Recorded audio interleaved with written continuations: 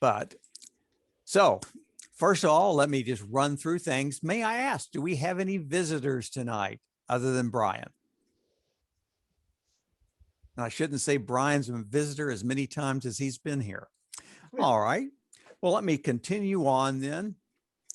Membership, we've actually gone up one in our members. We're up to 59 right now, paid members, that is. If you are so inclined, we have a number of ways that you can follow CapMac on social media. Say again? You. Oh, I think someone's got their mic open. Okay. I think we have an extra member. Let me go on. So what are we going to cover tonight? We have actually three different things that we're going to address after I finish going through our introduction.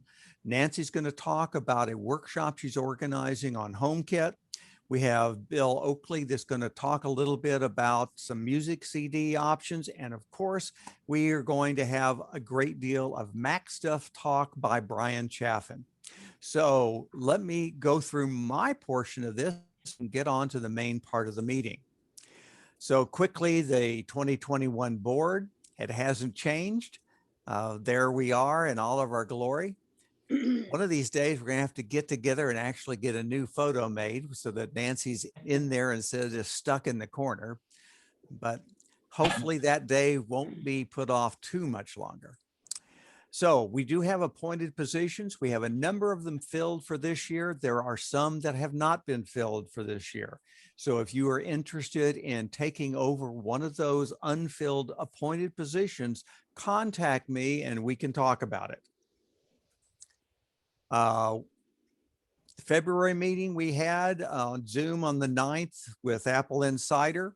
If you missed that meeting and would like to see it, it's available right now on our YouTube channel, along with all of the other meetings we've had in the last 11 months, I think it is now. We are looking for members to share a quick tip with the others, whether it's security, a product review, a tech tip, whatever. Just as Bill is doing tonight, you have the opportunity to share something you found you think other members would be interested in. Let us know so that we can work you into a future program, and that will give you an opportunity to gather some points for the 300 Club for the end of the year. And we always are looking for input as to what kinds of programs you would like. We can think of some good programs amongst the board, but we would like you all to share what you would like. Do you have a YouTube speaker that talks about Apple products that you think would be good to invite? Is there an author, a writer at a magazine? Is there a general topic you'd like to see? Let us know so we can plan ahead on our programming to fill your needs. We are continuing to run the help desk. You can submit a help desk question either directly to me and I will send it to the help desk team, or you can submit it via Slack and I will get the questions sent to them and the answer posted back on Slack.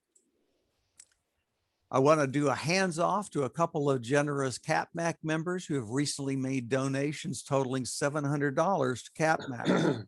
It is a very welcome contribution, and it will certainly help us as we work on our programs for the rest of this year. Along those lines, you'll see an email that I'll send out in the next couple of weeks that talks about our finances, because we have some serious decisions to make. When we lost the contributions of Macs that we used to sell at auction, we lost a lot of our income.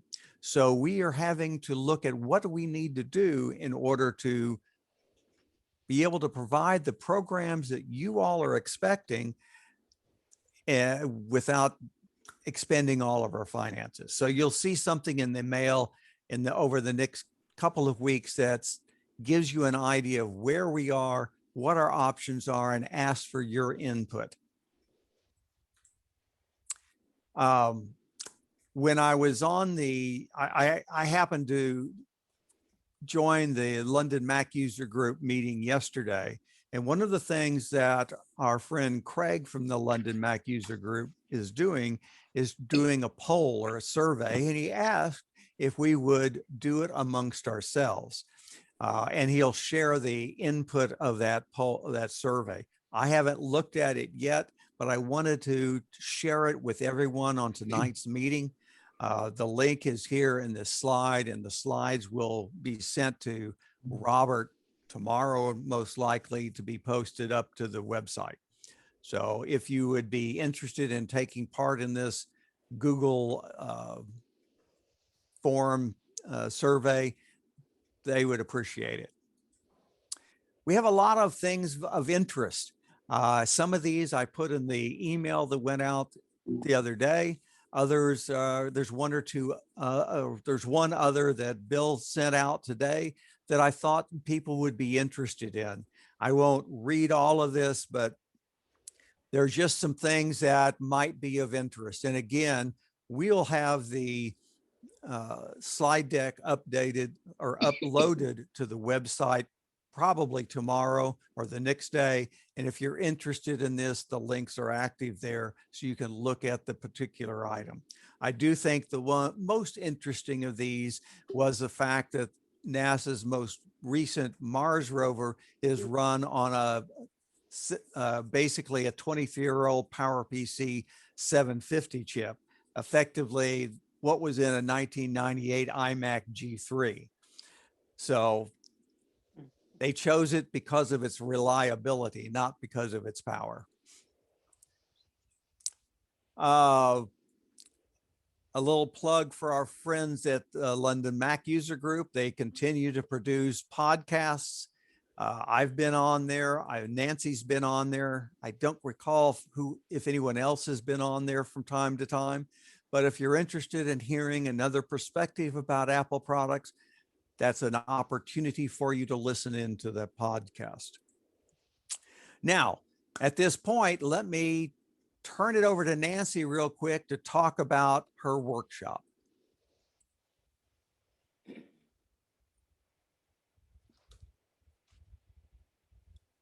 I'm trying to find my errors.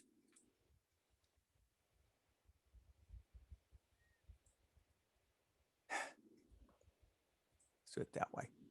There you go. Nancy's muted. Nancy, are you muted?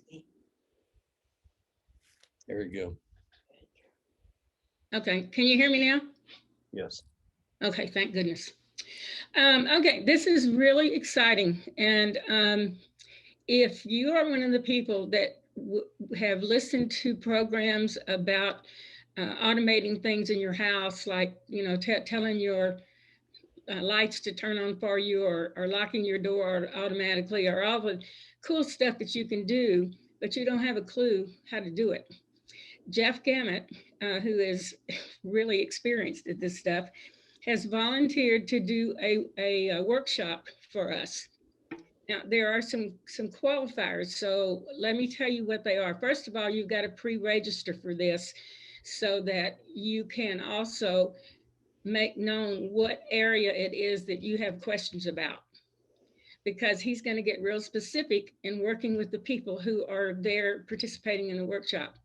He will also tell you, once you tell him, like, I want to automate the lights in my living room, he will tell you what you need to get to make that happen, so that when we actually go through the workshop, you're going to have the equipment that you need to accomplish whatever it is you want to know. And I know from trying to do this myself, there's several steps that you have to go through, and sometimes they can be confusing. So if you're excited about this and you want to be able to do it, remember, you can impress your children. You need to let me know two things. One, who you are, and two, what one area it is that you want help with. Now, nobody's going to be able to come in and say, I want to do my whole house, because he's not going to be able to do that in the workshop. but tell me what one area that you want help with so that we can set this up. And if you have any questions, just let me know. Any questions? Yes, when is this going to, when will the workshop be, and when do we have to, when is he going to be able to respond to us so we know what equipment we have to have ready? Well, I'm not scheduling it until I find out who all wants to be in it and make sure that we've got everybody covered. And once I have that information and get it to him, then he'll get back and tell people what they need. So, you know, this may be 2-3 weeks out so that we can make sure we get everybody involved that wants to be involved. So just, you know, if you want to do it, just get with me, please, and let's get it set up. Nancy, do you know what product base he might be working on? Say that again, Don. What product base he might be working on? Like, will it be Alexa, or will it be Ring, or will it be Nest? Or is he going to cover just those that are necessary? I think he'll cover those that are necessary. You know, I can't speak for what he's going to cover, but what I do know is that he knows this stuff inside and out. So if you have questions that you want answered, just be sure and get them to me. So if you want to do a light bulb, say for your living room area, or if you do want to do a ring for your doorbell or whatever, that's something that they probably could do. You can also use little boxes where you could hook things like your Christmas tree, plug your Christmas tree in it, and you can ask your phone to turn off your Christmas tree and things like that. Yeah, some of these things are not complicated, but they're really cool. So you just need to say, what's the first thing, if you don't know anything, what's the first thing you want to learn how to do? Okay, it's as simple as that. So, and we'll put all that together, and Jeff will get back to us with what he suggests that we might have to buy to make that happen. For something like which brand of light bulbs, because there's more than one now, that kind of thing.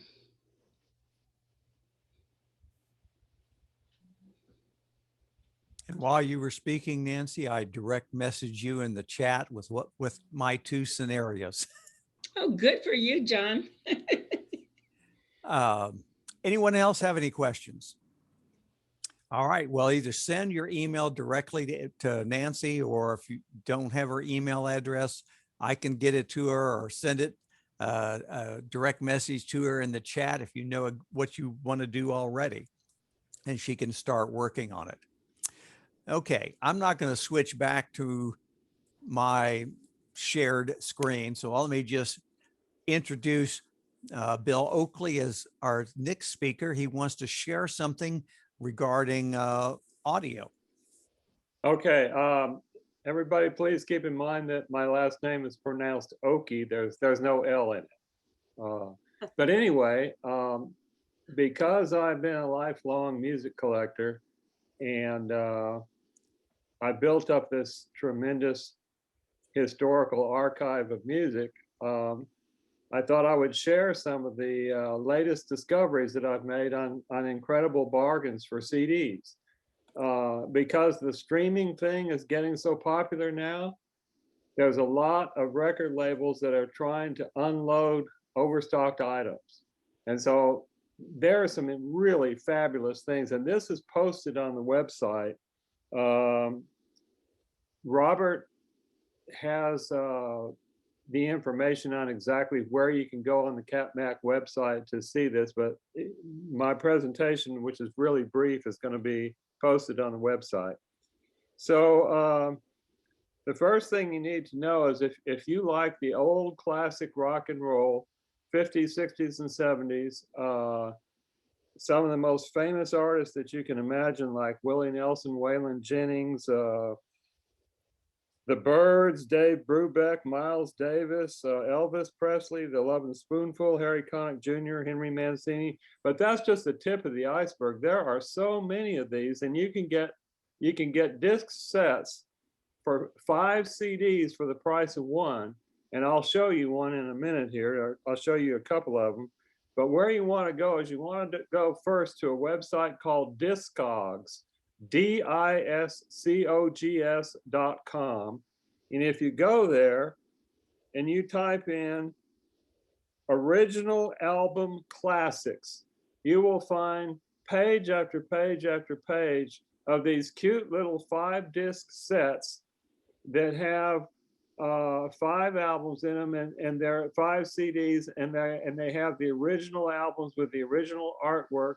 And some of these discs have been out of print for a long time. I was totally surprised. So I'm going to show you one. This is Waylon Jennings. This is the box that it comes in. These are called digipacks, by the way. And the CDs are in cardboard holders. This is the old Waylon album that has Luckenbach, Texas on it. And then here's another one of his albums. 5 of his albums for the price of 1. And so if you're on the Discogs website and you're interested in buying one of these, all you have to do is click on the album title, and then off to the right, you're going to see a little button that says buy CD. And the other thing you can do is once you put in original album classics and you get this long list of the CDs that are available, if you click on one of those disc set titles, you're going to see all the tracks listed for each CD that's in the set. And if you're not familiar with some of those songs, but you think you might like that artist, you can go to YouTube, and almost everything that you're going to see on Discogs, the songs are going to be on YouTube, and sometimes the whole album will be there. So you can sample these songs and then go to Discogs and click on it, and they sell used CDs on Discogs. So you're going to get some really good prices. And what you're going to want to look for is a condition of either very good plus, mint plus, near mint, stuff like that. Anything that's very good or higher, you're going to be fine with. I've ordered plenty of these through the mail, and they're all just fantastic. And these people that send these things out, they package them really well, and they ship them pretty fast. So it's a wonderful opportunity. So I will tell you that in that original album series, original album classics, those are the RCA and Columbia releases that are currently owned by Sony.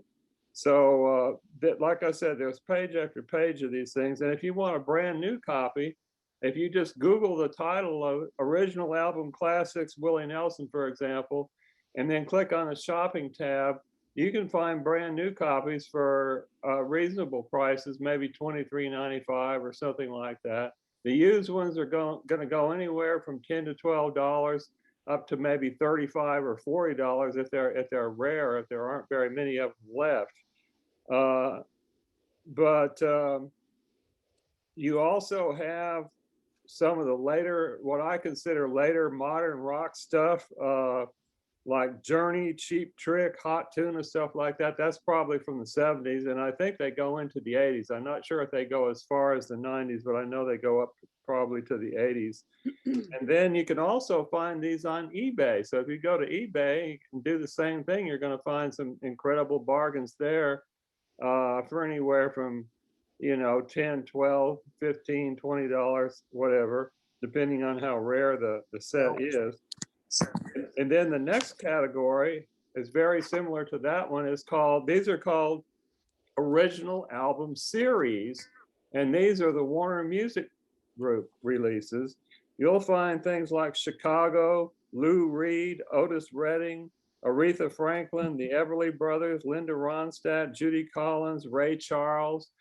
And one thing that I ordered from this particular series is 5 original albums from Dionne Warwick, back when she had those wonderful songs that were written by Hal David and Burt Bacharach. So I'm really looking forward to that one. Here's one that's original album classics, I believe, with Chris Christopherson. And it has all these cute little original album covers in there.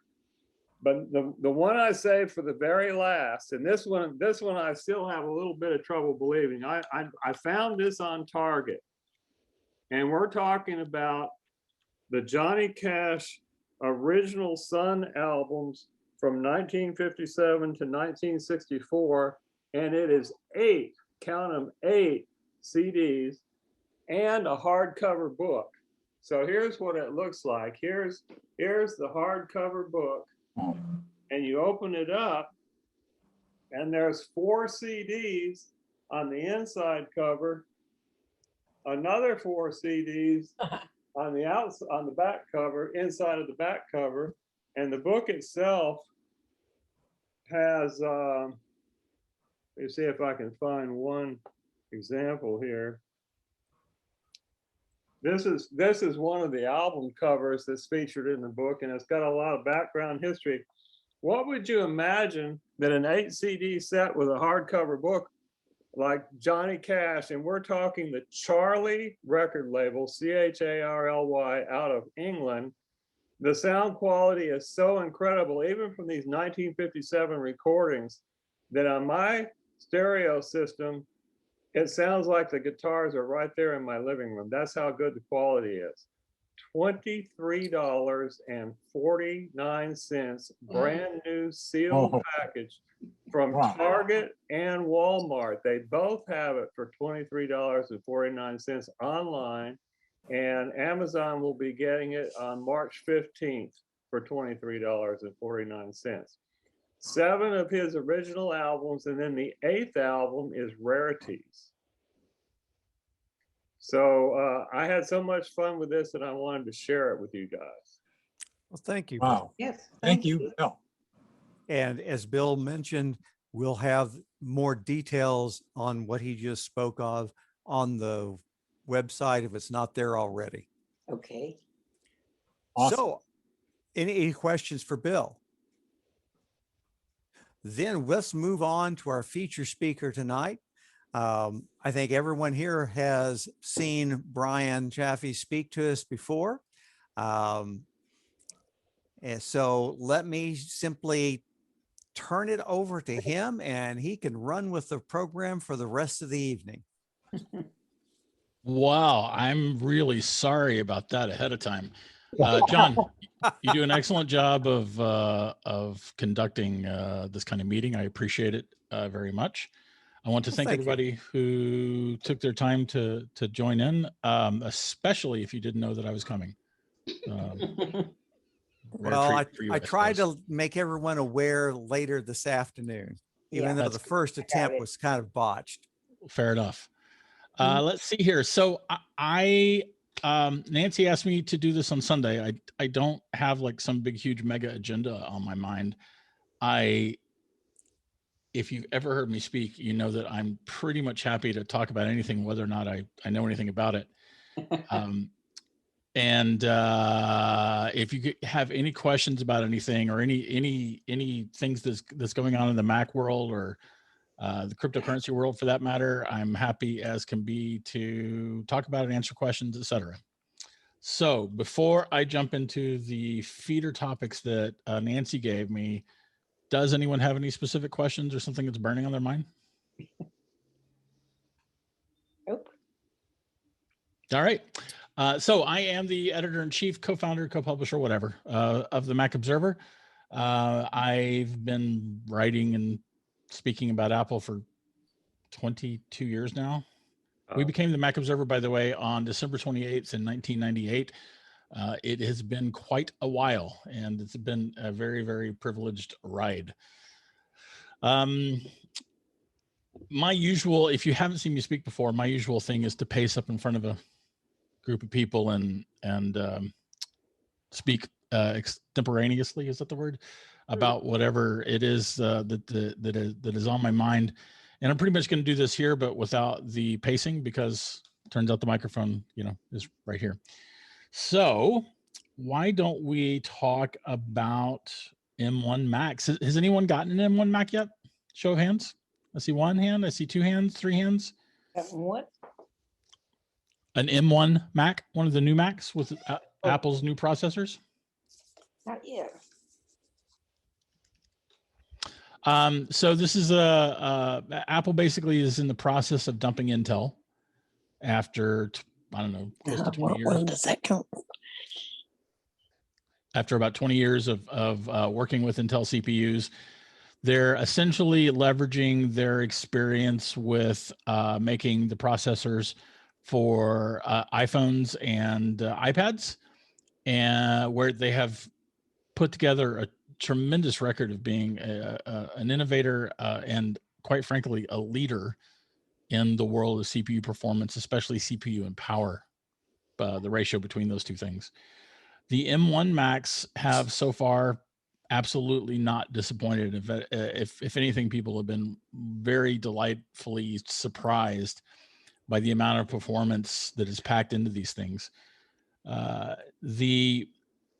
Because Apple controls, actually, like I gotta step back a little bit. If you look at what Apple has done on iPhone in particular, all the different components that they control compared to the rest of the industry, which is using off-the-shelf components most of the time, allows Apple to do things, and they don't brag about any of it, or they don't brag about very much of it at the very least.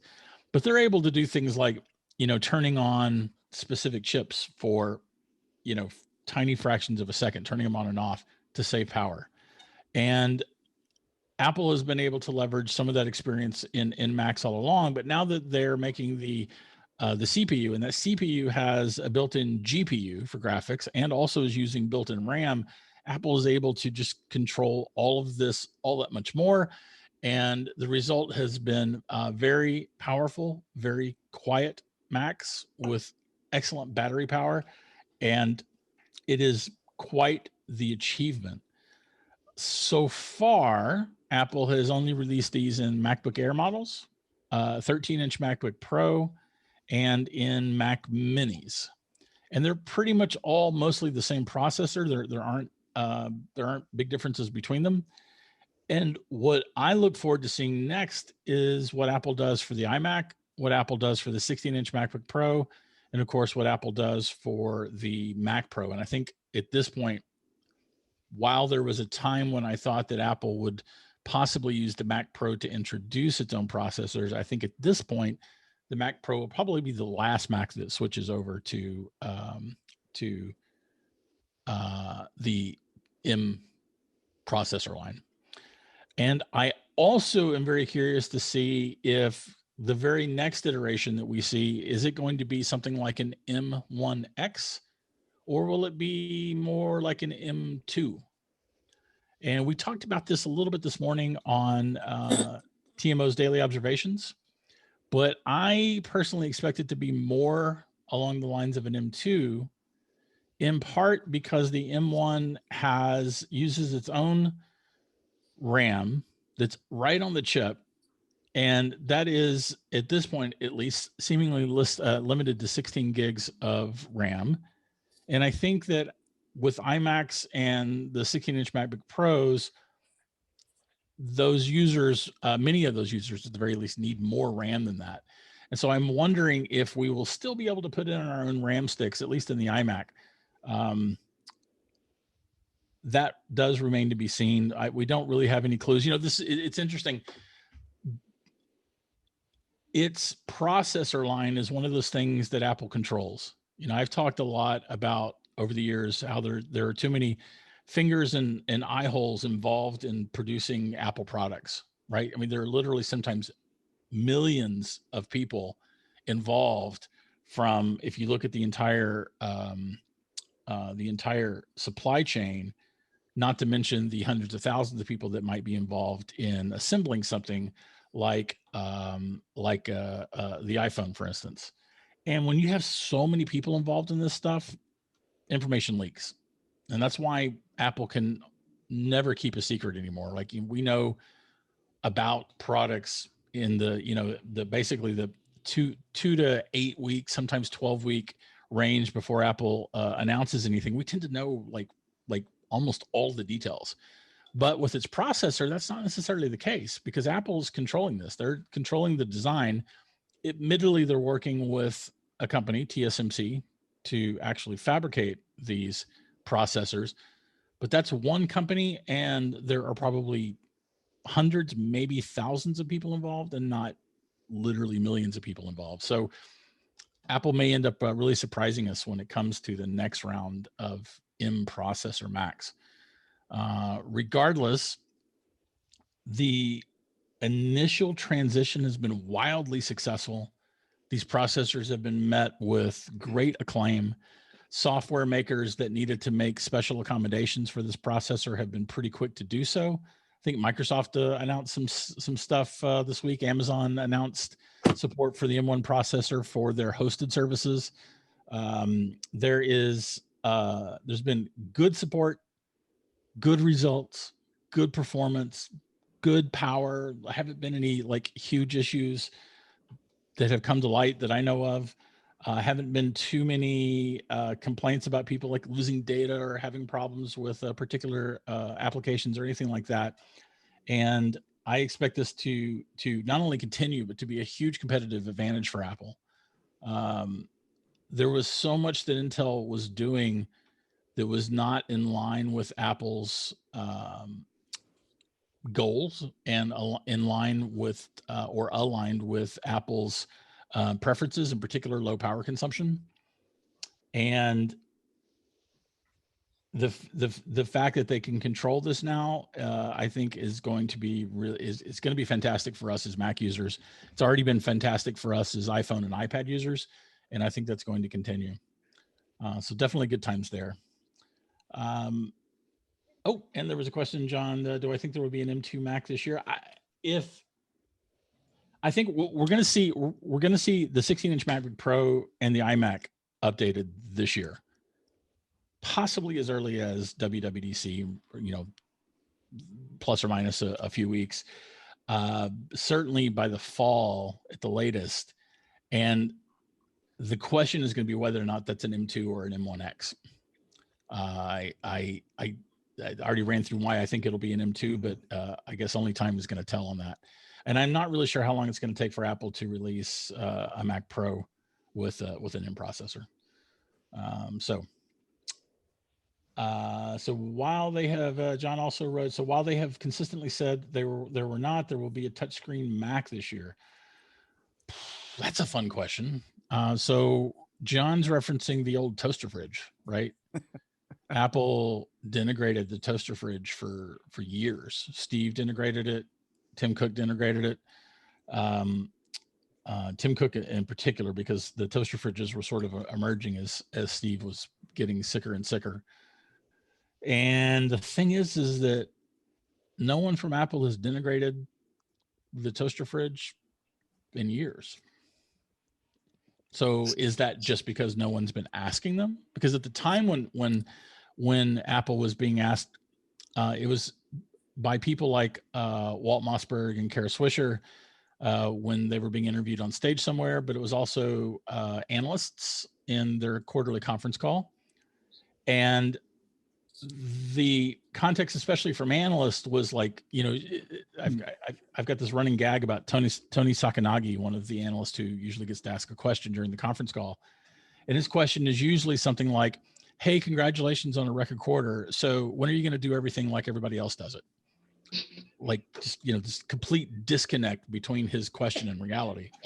And he is an analyst in particular that has never understood Apple, never understood the business model, never understood the value proposition of the whole widget business model. And a lot of the denigration of the toaster fridge came in response to questions like that. Well, it turns out the iPad's kicking butt in the tablet world.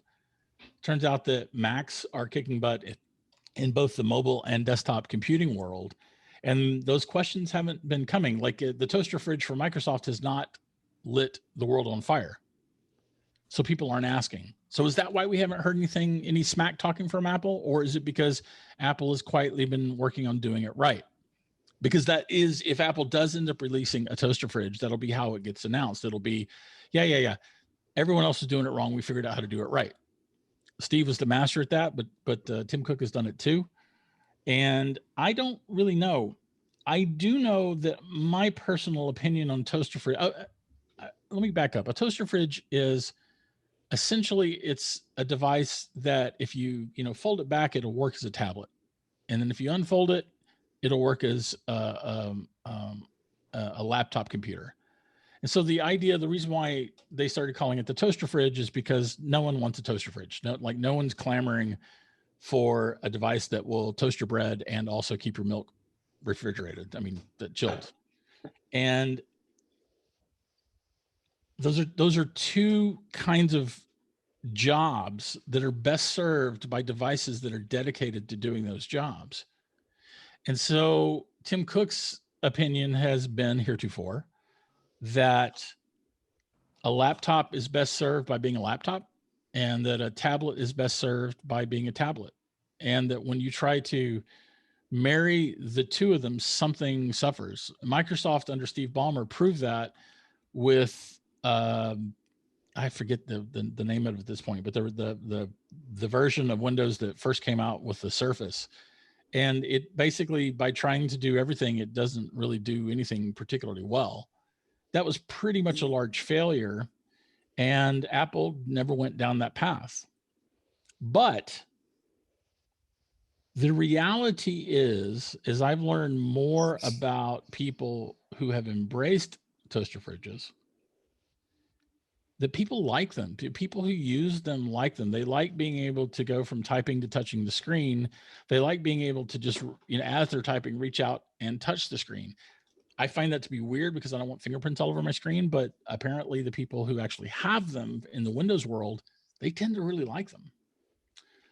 And what I suspect is that if Apple ever does go down this path and release a device, basically release a MacBook Pro or a MacBook Air with touch capabilities, that it will do so in a way that makes sense.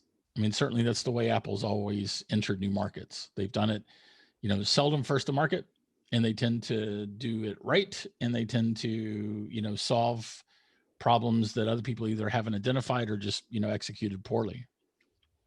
So my gut says that the reason why we haven't heard any smack talk from Tim about toaster fridges is because he's changed a test.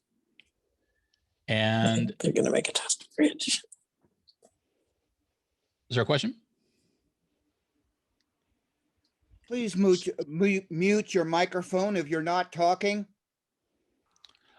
So I think that the reason why Tim hasn't said anything bad, the reason why he hasn't been denigrating this product category, is that Apple probably is going to enter this market at some time. The question is whether or not it will be this year. I don't know. I'm not 100% that Apple's going to do it. I just suspect that there is at least something in the works along those lines. They have so much going on with the transition to M processors, and not to mention it still being COVID times. I'm not sure. Plus the glasses that are theoretically soon to come out. I don't know if they're going to tackle something like a toaster fridge this year. I don't know. I know I just used a whole lot of words to say I don't know, but that's there's a whole lot of reasoning that goes into my I don't know there.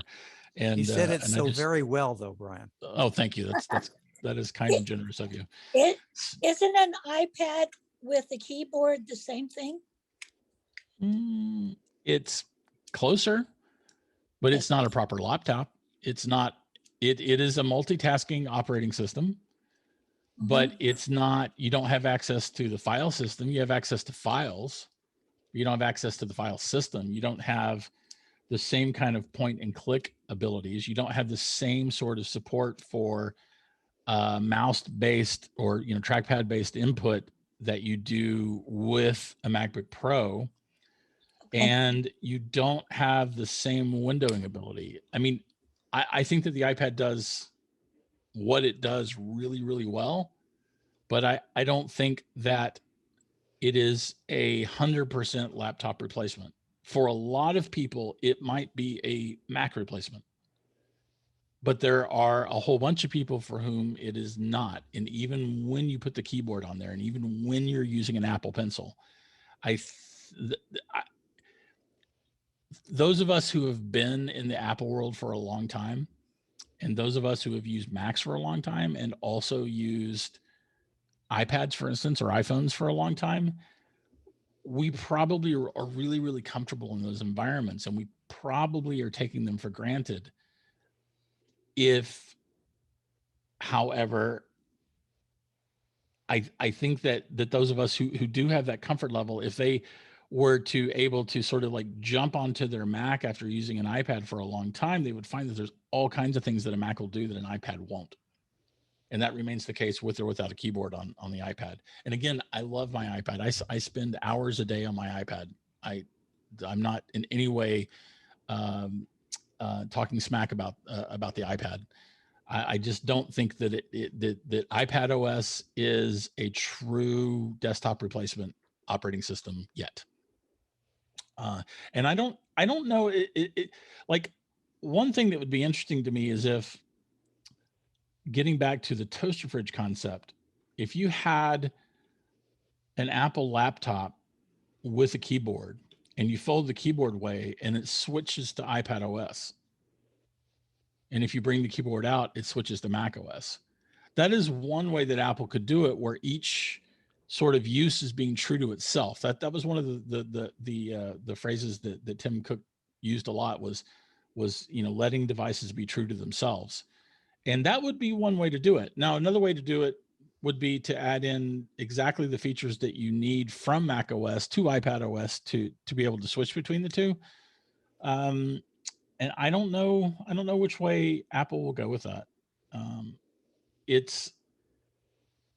going to risk repeating myself. The biggest data points to me are that Apple no longer talks smack about it, and the fact that the people that I've talked to who have used these devices on the Windows side, they really, really like them. And I think if you put because I'm sure that Apple knows that better than me. I'm sure that Apple knows that way better than me. And because of that, I think that Apple probably will. I just don't know if it'll be this year. So that's my 2 cents on that. So then we have the next question from John was about AR and VR glasses. He said that they've been in the rumor mill again lately. How likely do you think we will see this product in the near future? I love this topic. I love augmented reality.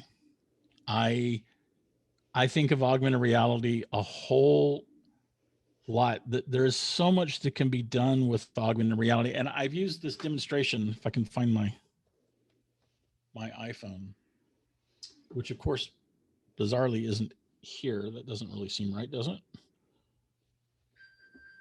Oh, it's in the kitchen. That's great. So we're going to pretend like this is an iPhone just because we can. And right now, augmented reality is different from virtual reality. Virtual reality is you're constructing everything that you see. It's a virtual world. Augmented reality is imposing information on top of the real world. I think that's the simplest way to think of augmented reality. So that might be something like a game, something like with the Pokemon Go game that maybe, has anyone here played Pokemon Go? Okay, color me not surprised. It's, the kids love it. And there's a Harry Potter game too that also does this, where it basically is drawing game characters and game information on the screen while you're looking at the real world. The problem is that you have to walk through the world like this, and this is a terrible way to experience the world. It's a terrible way of experiencing the world. I mean, I see it at like concerts all the time, like where people are watching, they're at a live concert and they're watching the concert. But again, please pretend this is an iPhone. They're watching a live concert through their iPhone. What? Experience the show. You're there. It's crazy. But I do that because I can see it better. Okay, that's a fair point. That is absolutely a fair point. That's a fair point. So the thing about augmented reality is that it can be very useful aside from games. For instance, imagine if you had your map directions that only you could see, but you're not having to put your phone up, right? Imagine driving in a car where the map directions are not on the CarPlay screen or on your iPhone that you have sitting on your dashboard, but instead are being superimposed on your windshield. That's a form of augmented reality. Now, imagine if you had glasses on where the glasses were superimposing your directions on top of the real world. Imagine if you could pull up Yelp reviews for the restaurant that you're walking down the sidewalk and get those Yelp reviews right there in front of you. Imagine, and this one appeals to me because I struggle with names really badly. Imagine if you could be at work, be at a party, be walking down the street and somebody that you know well, but you cannot remember their name. And your iPhone through Apple glasses of some sort, put the name John Purtis, Nancy Gravely above that person so that you could remember it, and you can remember it without looking like an idiot and without going like, hey, I'm sorry, I forgot your name. I have to do that all the time. It embarrasses me. I will remember every interaction I've had with somebody except their freaking name. And it is so frustrating and it's embarrassing. And I know that I'm not the only person like that. Now, admittedly, this can go a very negative direction too. I read a science fiction book where you walk around and everybody's credit score was above their head. And so your social status was very much like part of your credit score. And of course now anyway, that book is another story, but that's kind of a dark direction that things could go in. And I guarantee you that there will be a social media platform that does exactly that, or does, like puts everybody's, social media handles above their name, et cetera. It can go in bad directions, but it can also go in great directions. And it can give us control of a lot of information without having to bury our heads in our phones. And what is especially important about that to me is that one of the reasons why Tim Cook and it might have been Jeff Williams, a couple of different execs have talked about the fact that one of the reasons why they invented wanted to create the Apple Watch was to get us out of our phones. Like, they realized that everywhere they go, people are walking around, like with their heads buried in their phones. I'm sure that we've all seen that here. And, you're at a restaurant, you see a family of 4, they're all looking at their phones instead of talking or engaging with each other. I mean, that's criminal to me. Sorry if you do that here. Sorry, I just called you a criminal, but we'll just, you can beat me up under the bleachers later if you want. I got a question for you. Yes. If you, I don't know if this has been tested or not, but I would be interested to know if you have any thoughts on it. What if you're walking down the street, or you're riding a bicycle, or you're in a car, and you've got this virtual reality thing in your glasses, and something pops up, and you switch just for a second to read the artificial reality thing, and all of a sudden, wham, you bump into somebody because you changed your focus to that little bit of text that's up in the air that you can suddenly see. But by looking at that text, you've changed your focus and you missed something that was coming at you from the real world. So that's a great question. I'm assuming everybody heard it's just the idea of having all this information in front of you could cause you in a particular situation, like, being in control of a vehicle, be it a bicycle or, even just walking. And those are, firstly, I think, changes that we'll have to adapt to. Secondly, I think that Apple has been very good about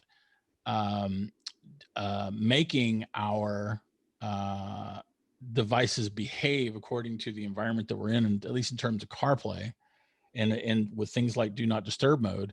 And the reality is that we already see people doing that today, right? I mean, how many times have you driven down the road and you see someone looking at their phone, or, you know, not just texting, but, you know, reading something, or, you know, whatever. And I've seen people on bicycles do that too. There will be the potential for negative disruptions related to things like augmented reality. But if anything, I think that an augmented reality glasses rather than goggles will help with that, because it puts the information, it has the potential to put the information in front of us without being all consuming. And I think that Apple sees this. The Apple has put in a lot of money into developing augmented reality for iOS. They haven't seemingly put in a lot of money addressing virtual reality. And again, the difference between the two is that virtual reality constructs an entire, everything that you see is theoretically being generated by the computer. And to that effect, we now have like sort of a rumors coming out of Asia of both VR goggles and AR glasses. And I don't know which is going to come out first. It really seemed like Apple was not all that keen on VR, but we are getting a lot of interesting rumors about that. And I do think it's not likely that we're going to see any kind of glass or goggle product come out in 2021. I think 2022 is probably the earliest that we're going to see something like that. And to sort of like in cap my like the big vision, I think that augmented reality in this way, where it is like information is on your glasses, you don't have to hold your phone in front of your face to get it. I think that is going to change how we live, certainly how we interact with information, at least as much as, I mean, all of us here, I'm looking at all of us here, I'm pretty sure we all remember what life was like before the cell phone. I don't think any of us remember what life was like before telephone, but we all remember what life was like before the cell phone and before the smartphone. And anymore, it's like hard, like, how did we live without iPhones? Like, how did we find anything? You know, how did we get anybody's phone number? How do, you know, how did we look up something on the go? It's like, oh my God, you know, it has changed the way we live on a day-to-day basis. And I think that augmented reality is going to do the same thing. I don't think that virtual reality is. Virtual reality will change the way we game, may change the way we communicate, like, you know, if FaceTime becomes more of a virtual reality kind of thing.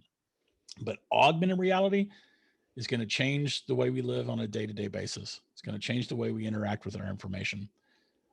And I think that it could be really empowering for a lot of people. I saw a lot of heads wagging up and down when I was talking about like having people's names superimposed above their face, because I know that I'm not the only one who struggles with that. And that'll be just like the tiniest little thing. And I also trust, you know, it's interesting. I trust Apple to, at least the Apple under Tim Cook, that could always change. But I trust Apple to deal with, excuse me, hold on.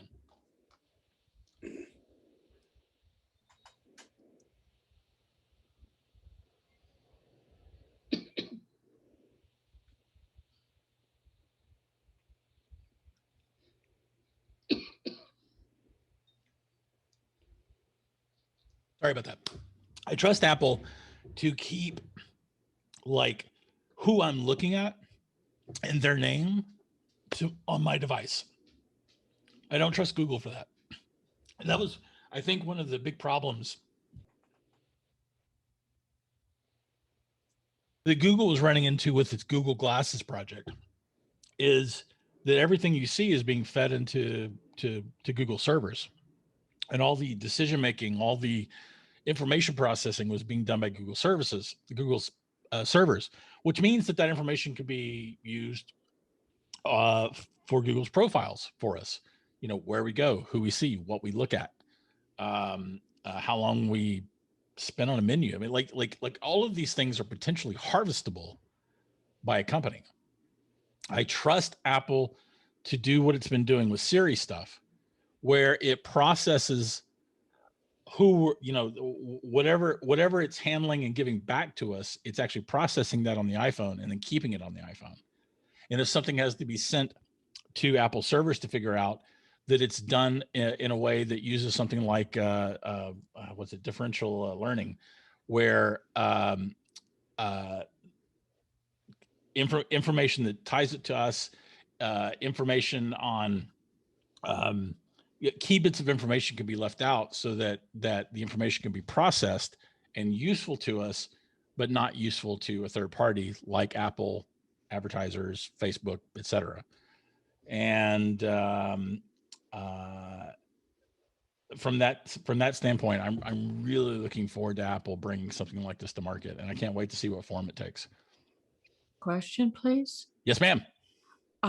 Apple is doing a lot of things related to health and medical type interface. Yes. Have you heard anything about augmented reality being used in the health field or in the medical field? Well, I think it certainly will be. I mean, how much, we watch TV and we watch movies, and the doctor walks up or the nurse walks up to the end of the bed and grabs the chart off the end of the bed and starts flipping through it, or the private eye does the same thing, or the bad guy does the same thing. Well, imagine if our charts were all virtual within the hospital setting, and the doctor can pull up our chart through some kind of glasses-like device. That is absolutely going to be part of whatever augmented reality future we have. Whether or not it's Apple that brings that to market or empowers that to be brought to market, I guess remains to be seen.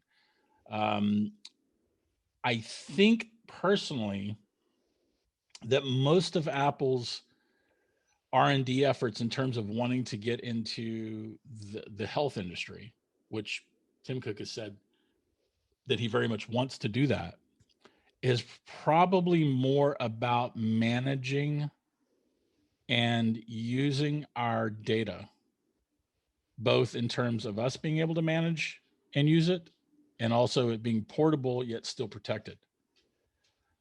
We do know that Apple has been working on non-invasive glucose monitoring for years.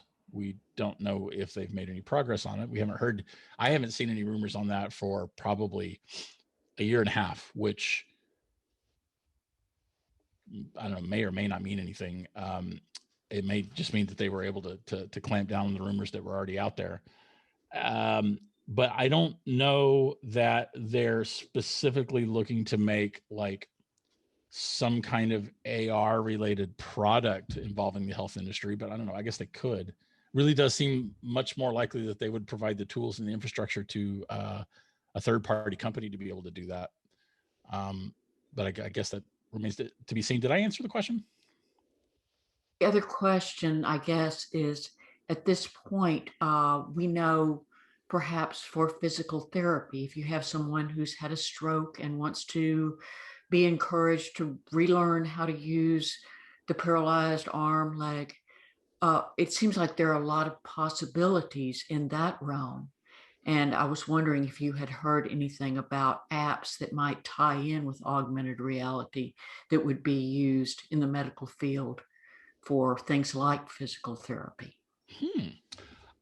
So the direct answer to your question is no, I have not. I find that an intriguing idea, though. Again, it probably seems more the realm of third parties, and I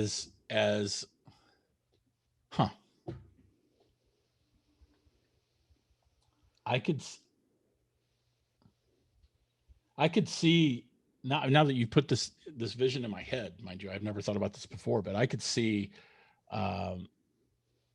that being a thing even with iPads and iPhones. So having to either hold a device or maybe just having a device held in front of us for the person that was getting the physical therapy. That certainly seems like it has some potential. But I know I know just enough to be extraordinarily dangerous in this particular field. And I might even know less than that, which makes me even more dangerous perhaps.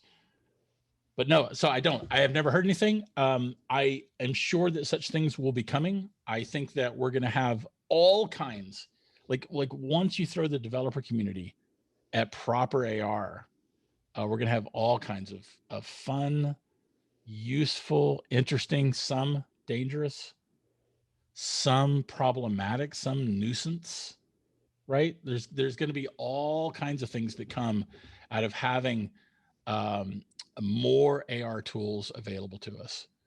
And if Apple does end up getting into the VR world, we're going to end up seeing a lot of, I think, really fun games coming to probably Apple TV, probably iPhone, probably iPad, and probably our Macs too.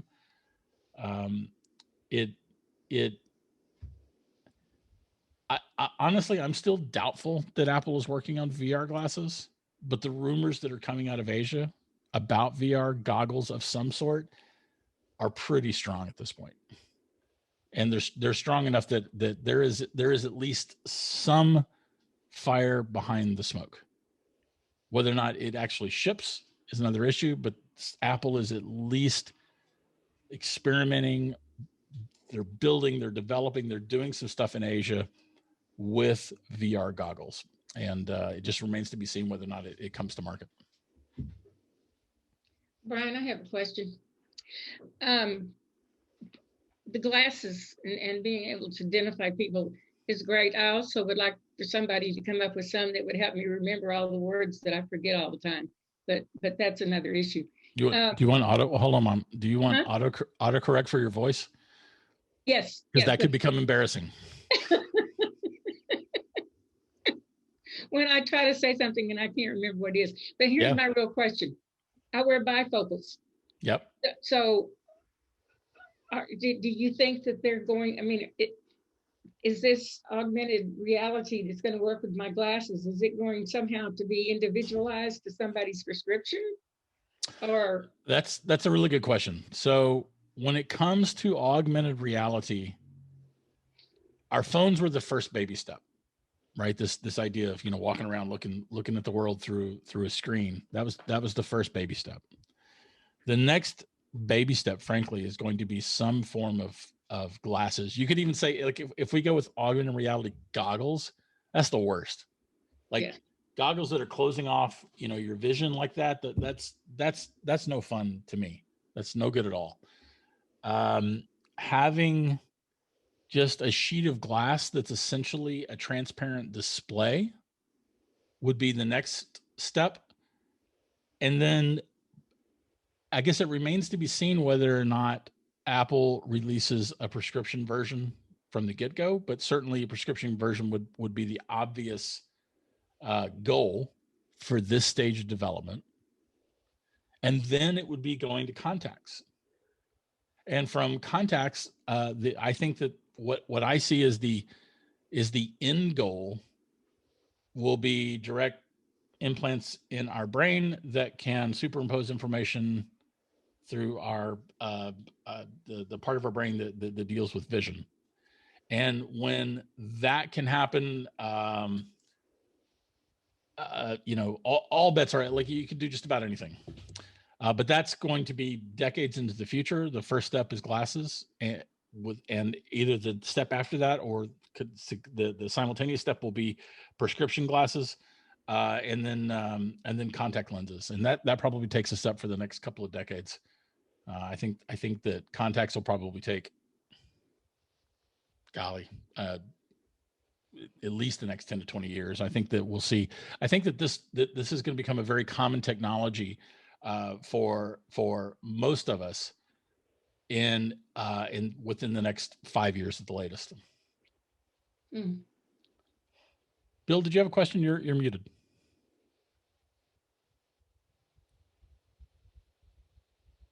All right, maybe not. Let's see. Any other questions? Bill, my mute was on. I didn't realize that I was muted. Can I mention something? Please. Okay.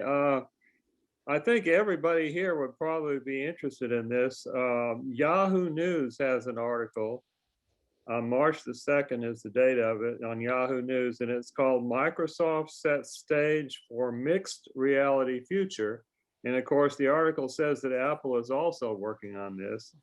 But they have something called Microsoft Mesh that they released at some kind of conference, and it uses holograms. They talk about mixed reality. Well, they've actually already created this thing. It's incredibly expensive, but of course, it sounds to me like something out of Ready Player One, that you can actually visit somebody in 3D. You could have a meeting, and it would feel like you were in the same room with these people that are on the other side of the country. And they demonstrated this. So if Microsoft has already got something like this, you can better believe that Apple, if they don't have it, they're working on it 24/7. Well, yes and no. Apple is almost never first to market.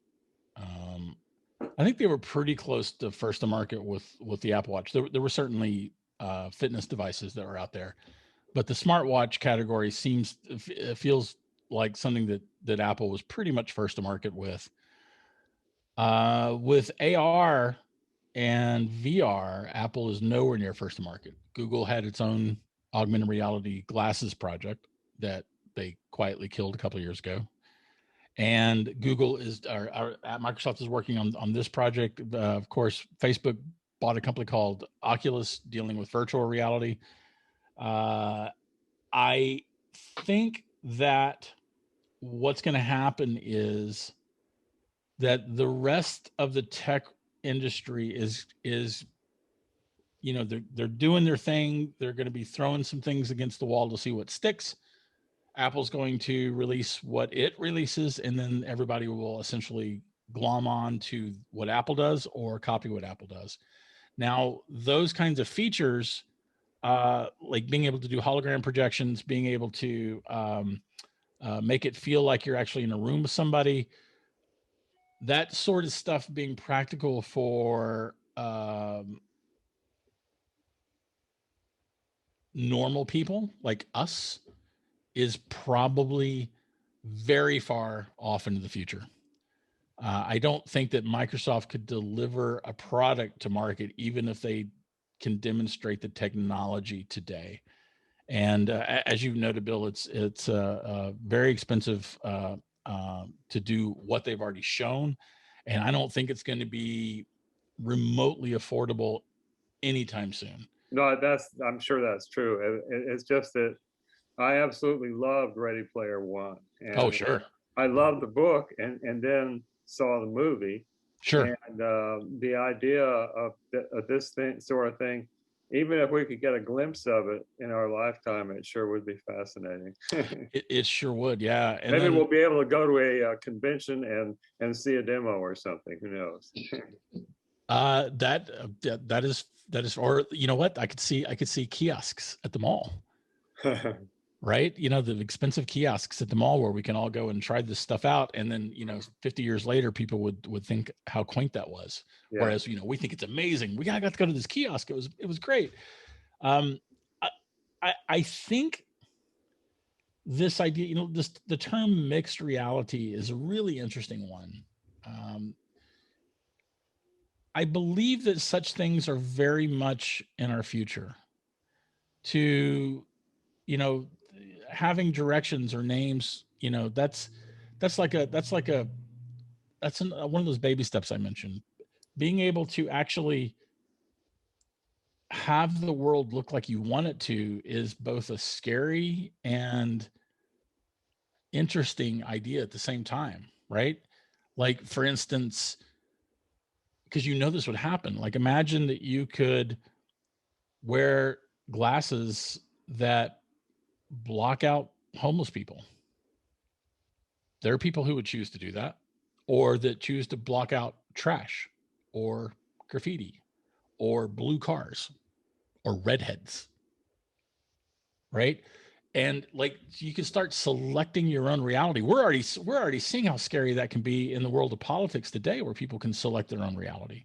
And imagine where that becomes like way more literal, where wherever you go, you get to select your own reality. Maybe you can see it, have it so that the only thing you see are people who are signed into a particular app and they have the same politics as you, and everybody else you can't see. Maybe you, and I don't know, maybe put earplugs into, and now you can't even hear them. I mean, that will probably predate the end of civilization, but that's a completely different issue. Imagine being able to, like, I mean, I believe that at some point in our future, probably within the next 100 years, we'll be able to have a holodeck-like experience, not in a holodeck, but from a combination of brain implants, so that computers are constructing what we're feeling, what we're seeing, the sensation of walking, sensation of running. Imagine being able to ski. Imagine being a paraplegic and being able to feel like you're skiing again, right? Or imagine, I mean, obviously you can go in naughty directions with that too, but imagine being able to experience anything as if it was real. Imagine being able to experience what it's like to die without dying. Imagine what would it be like to have a fight to the death. There would be tons of people who would want to be able to do something like that. Or, I mean, you can go on and on and on. And at some point, our what we think of as reality is going to be a mix of the real and the not real, at least what we consider not real today. You can imagine sitting on the back patio and seeing the French Riviera all laid out in front of you, and it looks so real that you might as well actually be there. Might as well be there. Might as well live. Yeah. What does that do to property values? Right. You look back at go to the Renaissance and all the attractive people were what we would consider fat, and it was because it cost money to get enough calories, to consume enough calories that was more than the calories that you exerted throughout the day. And then as once it turned out to require money to be able to be in shape, then being in shape became the new sexy. What happens to property values when you can feel like you're living anywhere? Like you could be in some hovel, but it feels like it's a mansion to you. Or you can pay Facebook to put a new facade on your home with anyone looking with their glasses. Yes. That's a lovely idea, isn't it? So we have no idea of the kinds of changes that this technologies are going to bring to us. And it is both a scary world and a fun world.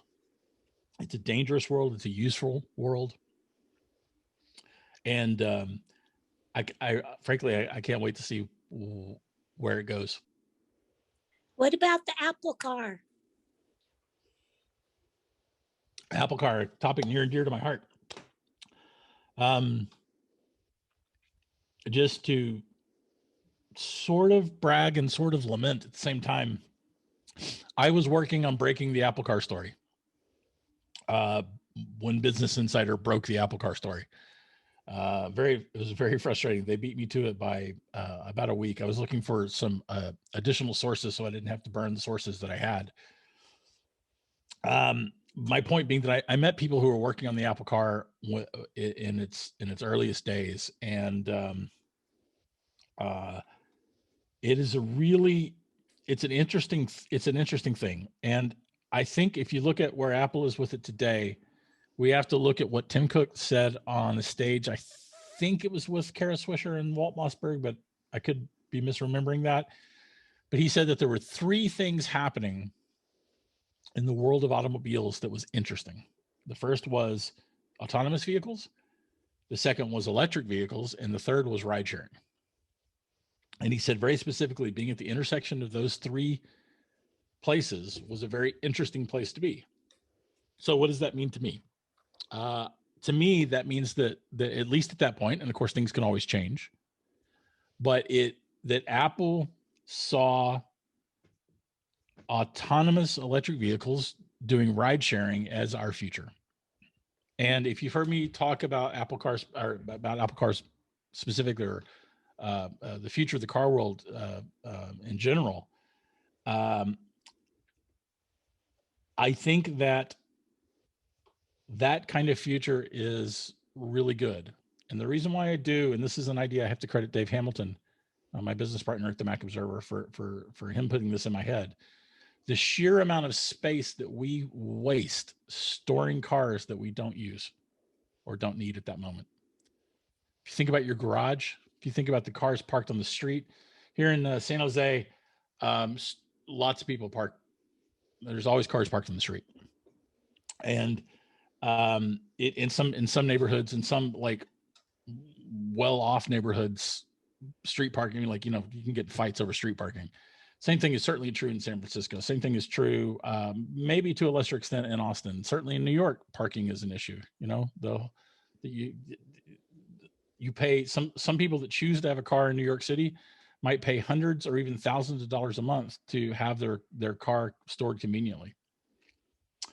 And if you think about the property, maybe I don't know how many people here are homeowners, but if you own your home and you have a garage, and you think about the square footage of your home devoted to a garage so that it can protect your car while you're not using it.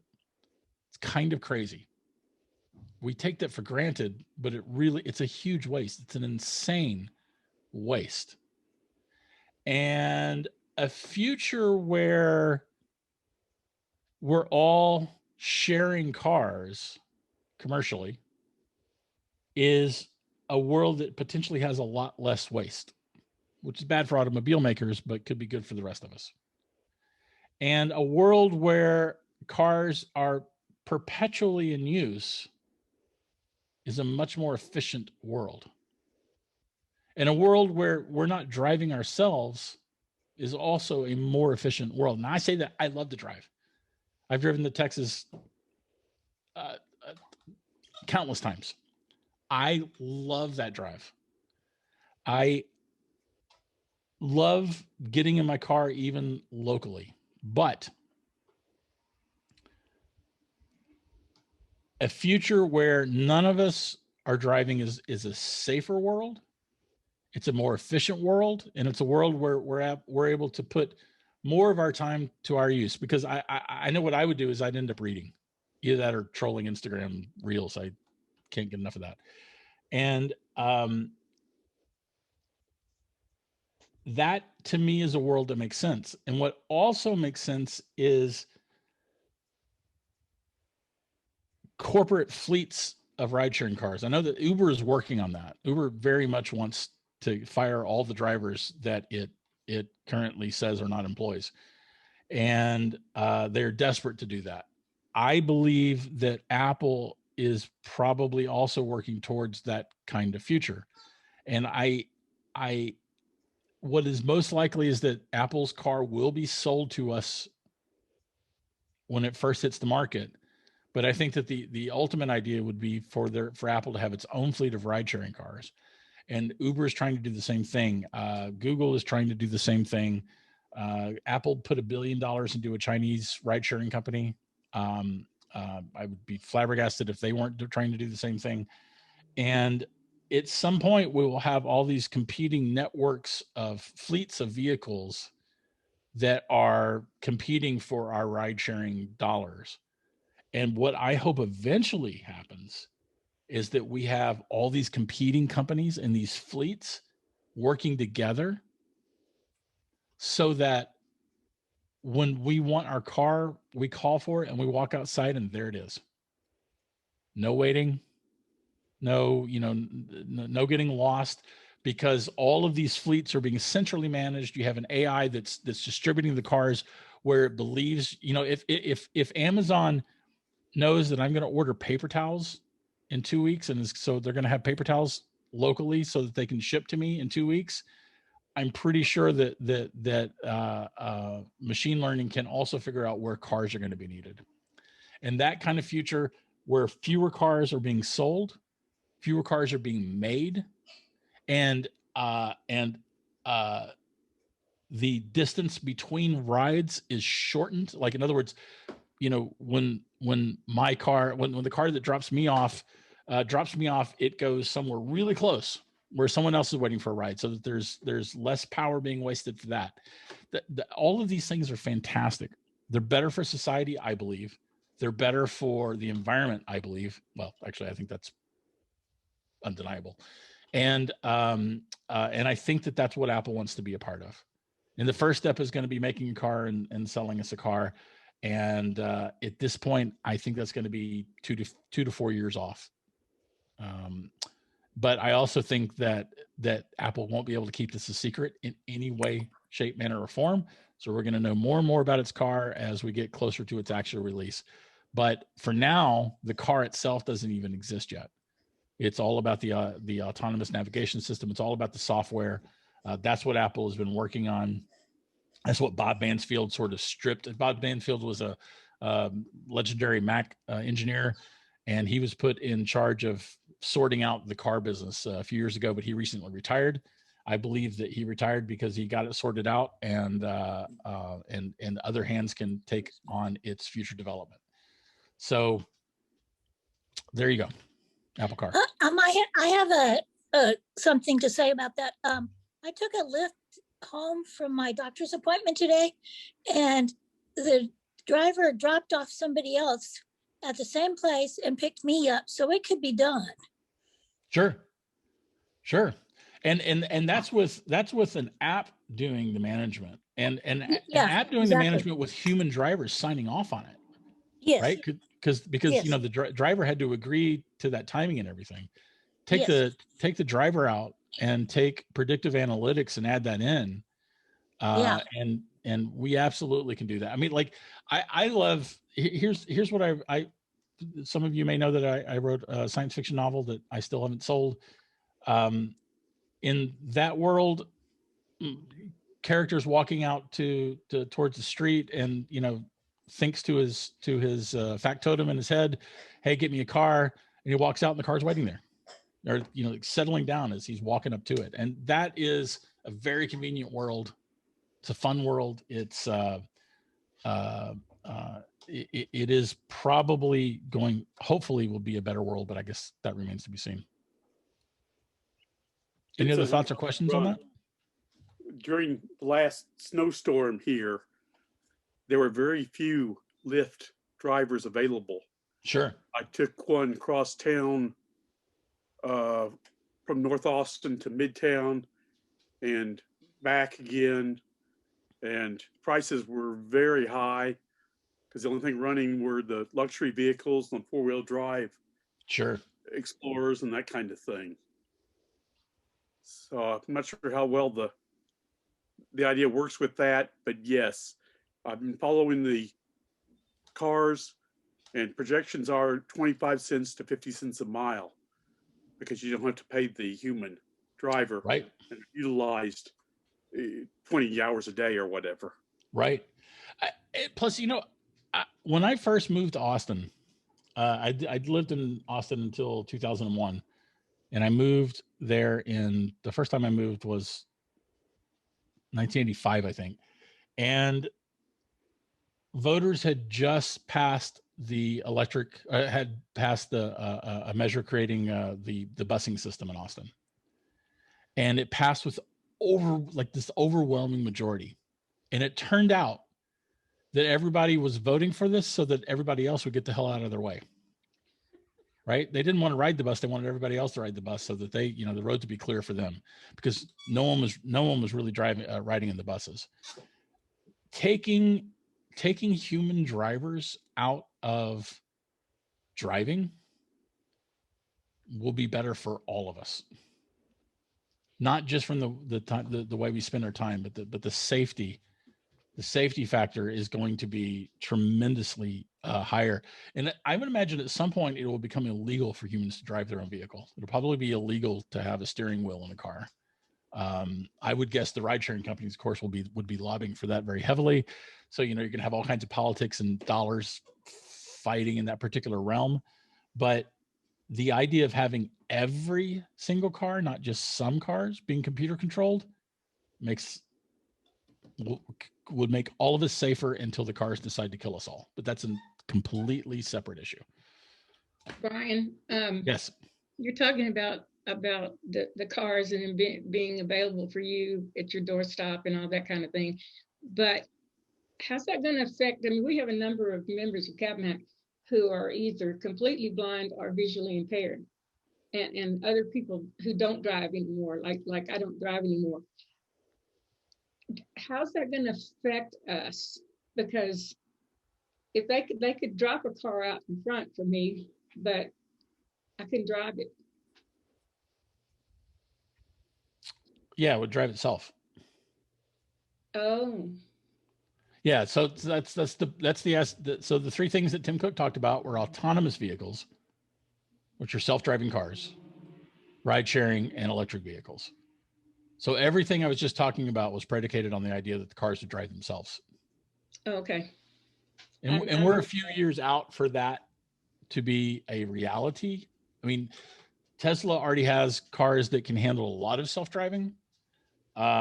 And there are competing platforms that are also working on this, but for this to be like the reality where, like even a lot of people, let alone all the people, can truly have self-driving cars from door to door. That's still a few years out. If anything, by the way, I expect the trucking industry to go fully autonomous before like our day-to-day lives, our day-to-day driving becomes fully autonomous. Human drivers are one of the biggest risk factors for the trucking industry. And it's also one of the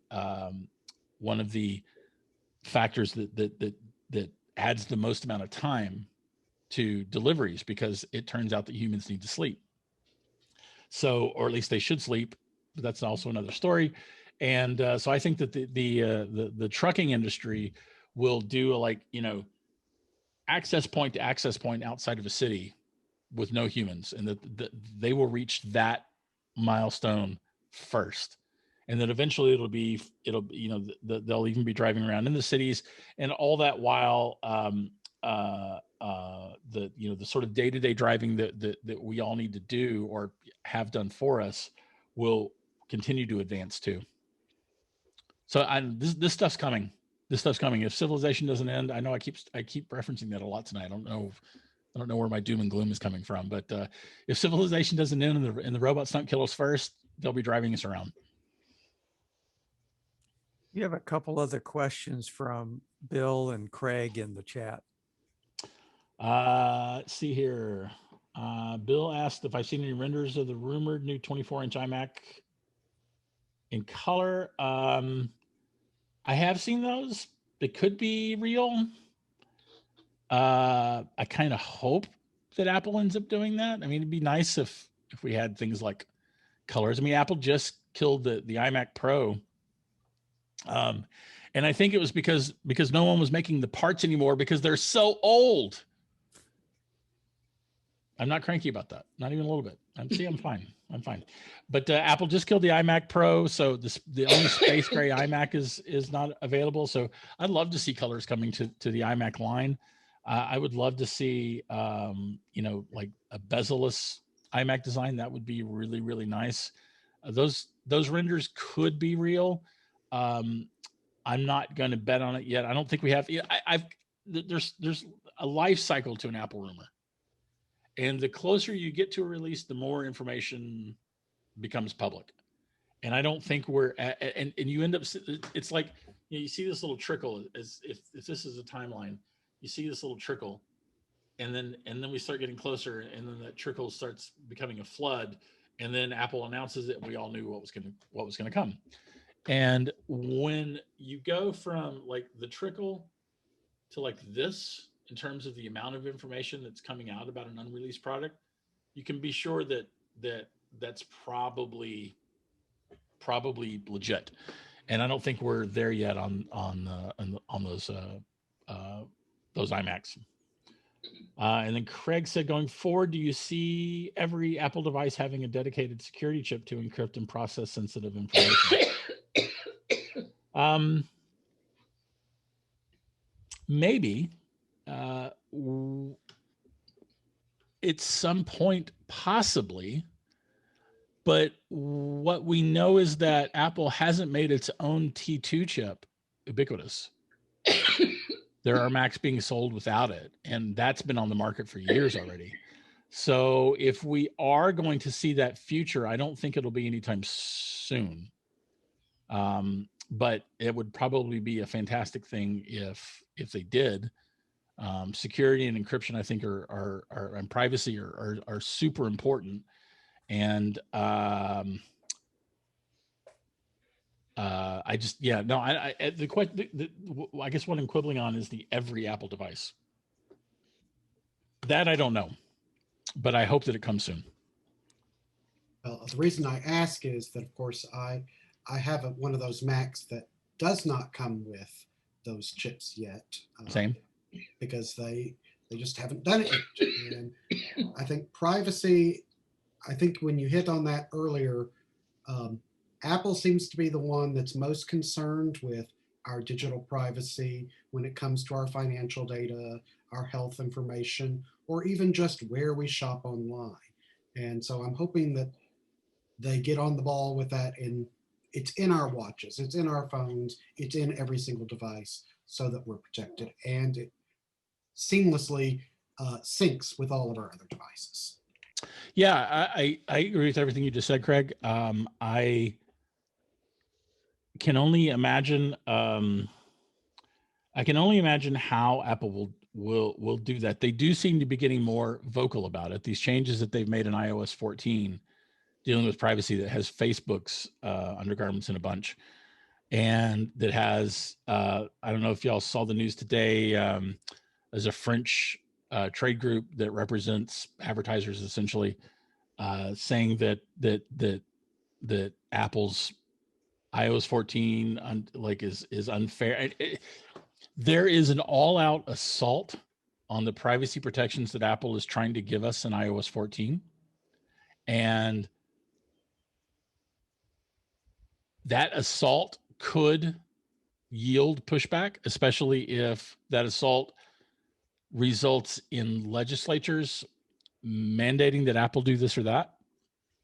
I don't know that that's going to happen. I hope that Apple has a good enough messaging vehicle. Like, I don't know if you've seen these Facebook ads where Facebook has small business people who are complaining that iOS 14 really, it makes me want to start throwing punches.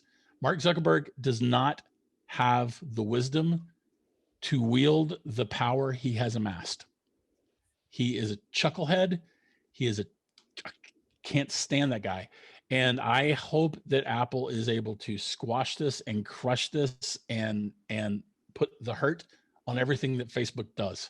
I hope that happens. It remains to be seen if they will. I think it's going to take more aggression from Apple in terms of marketing and lobbying than we have heretofore seen from Apple to really defeat these kinds of measures. But we are seeing more aggression from Apple on privacy, right? I've seen commercials on the TV where Apple is talking about how the things that you do should stay on your device. And I'd like to see that message pumped louder and more clearly by Apple. Tim Cook, years ago, 10 years ago, he was saying that he thought that privacy would become a competitive advantage for Apple. And I was excited about that from the moment he said it. And the thing is that they haven't really pushed that message. They talk about it in keynotes. They talk about it sometimes in press releases, but they're not out there beating the airwaves with that message. They're not out there beating the airwaves with why people should care about their privacy. And this is in a world where most people don't care about their privacy. They don't care what Facebook is doing with their data. They don't care what Google is doing with their data. They don't care that some app maker just asked for permission to upload their entire contacts database and some like a fart app wanting your contact database, and then it gets uploaded to their servers where they're going to sell it. So I would think like that- Apple to not only make things more private for us, but to do a better job of making that message public and helping people to understand what's at stake for themselves. So I don't know, hopefully we'll see that. Oh, but I got to add though, this is all Apple under Tim Cook. Tim Cook is not the king of Apple, right? You know, if everything went south all of a sudden, Tim Cook could be fired. What will the next CEO do? Now, the reality is that the next CEO is probably going to care about this about as much as Tim does, because he's probably going to be able to hand select his successor. And if he does so, you can bet that person is probably going to care about privacy. But what about that person's successor or that person's successor? What about the people that get added to the board in the future, in 10 years or in 20 years? All this could change. Apple could become like, could take its trusted position on privacy and like suddenly decide to make an extra $1 trillion by pillaging that privacy for profit. That could happen. I don't think it'll happen, but it could happen. And I think it's important for all of us who are fans of Apple or fans of Apple's products to remember that they are still a corporation. Money still does rule the roost, and that the stock price does still matter. Well, in the legal world, they have a concept of ripeness, whether a question is ripe for decision. And I think that privacy, when you were first talking about that, when they first started mentioning it, it really wasn't an issue because people didn't understand it. As we see the data mining proliferate, I think that this will become an issue with people not wanting their data out there in every aspect of their life. So I share your optimism that Apple is on the right path and can hopefully lead the charge in that. And if any company can do that in terms of making a concept easier for people to understand, Apple has done that for 40 years. This is true, but I have to counter with the fact that young people don't seem to care. And that people with, you're muted. Still muted. I think you're saying okay. Young people don't seem to care. And there's a whole lot of people, perhaps with less money, who are happily trading, even if they understood it, or if they don't understand it, even if they did understand it, would happily trade that privacy for free services. I mean, there's a lot that Google does for its product, i.e. customers. I mean, there are the Google search engine is amazing. And the Google Now, I've talked about many times, Google Now, which is what Apple's,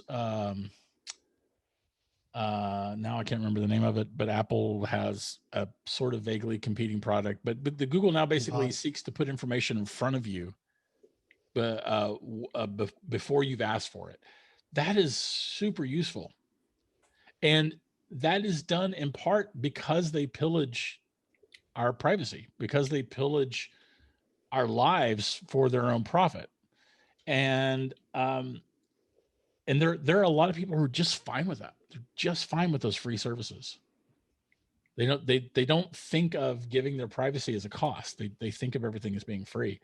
And that's what Apple is against when it comes to marketing is, you got to pay for stuff.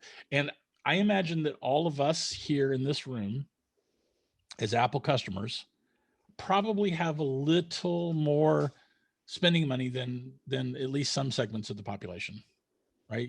Apple's products are priced at a premium.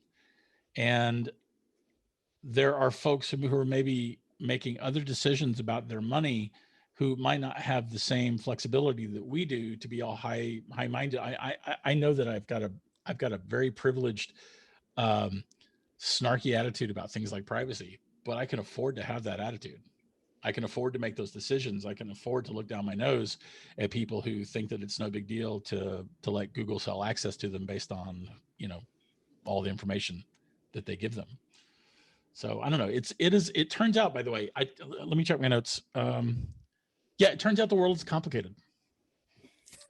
Indeed. Yeah. Any other questions? How long am I going?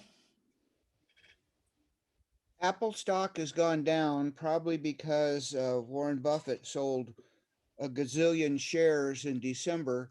When do you think the stock is going to go back up? Did you check today, Tom? It went up considerably today. According to the Mac Observer site, it's 121.09. Yeah, it is, and it's been in that 120 plus or minus range for a while now. I think that the thing with Apple is that if Apple is not going to release another disruptive product, it's probably fairly valued. And it may be overvalued if Apple's not going to release another disruptive product. And I think that with Apple, there are essentially two kinds of investors. There are those who don't know anything about Apple and those who know a little bit about Apple. And if you think that Apple is going to release another disruptive product, say the car and not fail, say AR glasses and have them actually work and be useful, or say something in the health space. If you think that Apple is going to do that, the company is a bargain. It's strictly my opinion. By the way, I do own a few shares of Apple. My mom, I don't know if you can see it, but my mom gave me that framed one share when Apple was, I think, at like $2 many splits ago. So thank you, Mom. That was a fantastic gift. But the point is that I don't think that Apple stock is going to move until there is something new that's significant on the horizon. I mean, Apple already makes all the profits in the smartphone industry. We haven't seen similar figures for the PC industry, but I think that Apple probably makes most of the profits in the PC industry for hardware. Intel and Microsoft split what's left on the Windows side. Most of the PC makers don't make any money selling computers. It's kind of crazy, but until and if Apple gets way closer to releasing something, I think we're going to see the stock bounce around where it is plus or minus maybe even up to $20. And that of course doesn't count any kind of economic issues that may beset the planet. I don't know, say another pandemic. That would be kind of cool, wouldn't it? I don't know where the doom and gloom is coming from tonight. I'm really an optimistic person. I'm a willfully optimistic person. I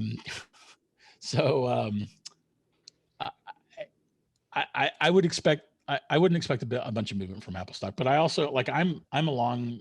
There's a term in the cryptocurrency space called HODL, HODL, and I believe that it originally was someone misspelling hold, LOL, but it has come to mean its own thing, and it stands for hold on for dear life. It's like you keep it and you don't sell it. I'm a hodler when it comes to Apple. If I buy a share of Apple, I keep it and keep it for the long term. I don't really care what the stock does tomorrow or next week or even next month or next year. I'm just keeping it for now. And that perspective, that remains the case for me. Okay, you kind of beat me to the punch because my question was going to be, do you think that Apple stock has reached the maturity level where it's no longer one of those growth stocks, that it's something that people hold on to because it has a dividend that's paid out, and it just becomes kind of like AT&T or those stocks that pay out dividends that people hold on to just for that little extra piece of income every quarter? That's an interesting question, because like when Apple announced the dividend, there were all kinds of folks who said that, you know, that was the end of Apple because only staid companies that aren't growing do dividends, and dividends are for losers and companies that aren't innovating. And, you know, it was another example of Apple, like, you know, trend setting. I mean, they just make so much money. They had to do something with it. So they use a lot of that money for dividends. They use a lot of that money for stock buybacks. And I think the company will continue to do stock buybacks. They've reached the point where they're trying to no longer accumulate cash. I mean, like, can you imagine having that problem where you're having to like work to keep your, like, to not make more money, to not have more money in the bank and just keep it right where it is? That's what Apple's doing right now. They're every quarter, they're basically working on having the same amount of money at the end of the quarter that they had at the beginning of the quarter. And they're doing that by, you know, they're certainly still buying companies. So I think we did a story a week or two ago about, I think Apple's bought 100 companies in the last 6 years, something like that. So they're still making these small purchases here and there, and they're putting billions and billions and billions every quarter into stock buybacks and dividends. So from that standpoint, you might say Apple doesn't really expect to grow anymore, but Apple's also spending a lot of money on R&D. Again, I am of the belief that we're going to get disruptive products. I think that Tim Cook is probably looking to, I don't know how long Tim Cook's going to work. I think he's been a great CEO for Apple. There are people that disagree with me. That's okay. I believe that he is going to see at least one more innovative, disruptive product hit the market before he retires, and maybe two. That would be the car and glasses. And if Apple releases both of those products, the company is going to grow. They're going to be a growth stock. The profits are going to grow. Their revenues are going to grow. They're going to be this ridiculous. They're already a ridiculously large company, but they're going to be a ridiculously larger company than they are right now. And I think that that's going to take place over the next, 2 to 10 years. And I don't know what happens after that, but I do know that Phil Schiller said that there was a spot in the world for the iPhone for the next 50 years. He said that about 3 years ago. He said that he expected iPhone to be relevant for at least the next 50 years to come.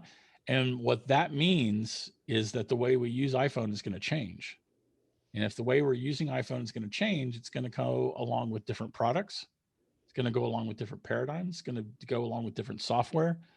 I personally imagine that iPhone is just going to increasingly become a sort of central processing hub for, like our Apple Watch already depends on iPhone. I think the glasses will depend on iPhone. I doubt that a car will depend on iPhone, but maybe.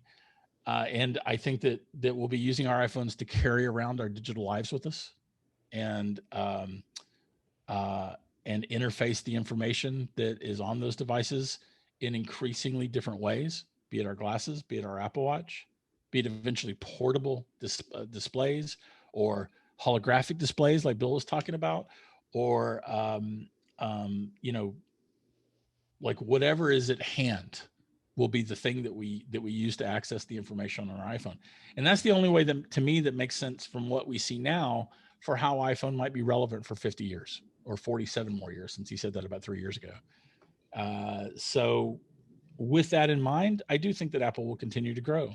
And if Apple continues to grow, the stock should continue to grow too, at least at some point.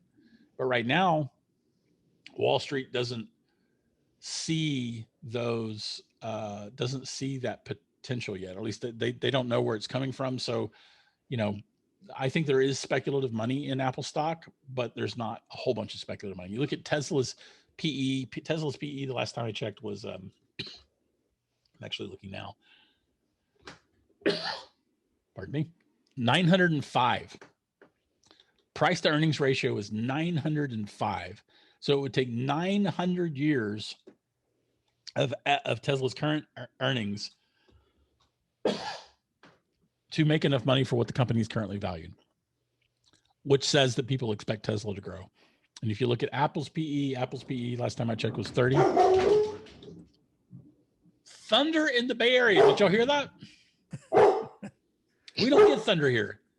You guys get thunder. It's one of the things I miss besides my mom the most about Austin is weather, like thunder and lightning. We don't ever get it. I just got it. Anyway, Apple's PE is 30. Thank you, buddy. Everything's okay though. Is 30, which means that the investors do not see the same kind of growth for Apple that they see for a company like Tesla. And the only thing that's going to change that is new products, and new products that are disruptive, new products that take Apple into new markets. Bryan, Yes, I hate to bring this up, but time's up. that's quite all right. I spoke for an hour and a freaking half. No, yeah, I guess you did. Thank you, everybody. I so appreciate. I love you all. I appreciate you all.